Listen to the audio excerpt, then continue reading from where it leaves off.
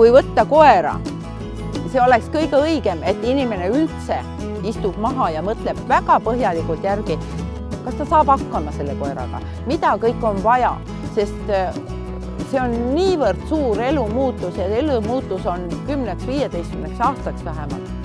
Et kas ta olete valmis koera pärast loobuma igasugustest puhkusereisidest, kui on vaja, kas te olete loobumas mingisugustest pidudest selle asemel, et koeraga minna jalutama, kas teil on võimalusi materiaalseid väga korralikult koerale anda veterinaarabi alati, toitumine.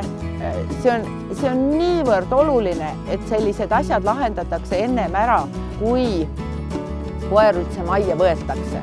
Sellepärast, et tihtipeale on olukorda, kus inimene avastab alles siis, kui ta on juba võtnud koera, et oi, et temaga on vaja välja minna.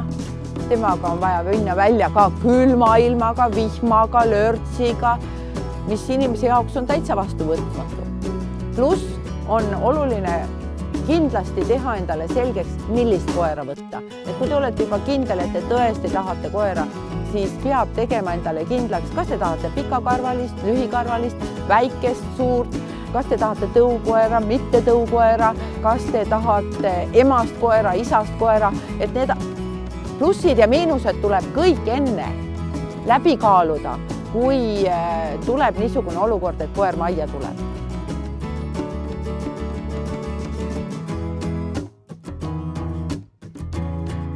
Kui juhtub niisugune olukord, mis muidugi on väga kurb, aga inimene tõesti, mul on olnud olukordasi, kus inimene tuleb ja ütleb, et oleks ta seda juttu enne kuulnud, mis ma talle rääkisin koera pidamises, et siis ta poleks koera võtnud. Ja minu nõuanne on see, et kindlasti siis otsida talle hea peremesuus, et mitte olla stressis ise ja stressida ka koera.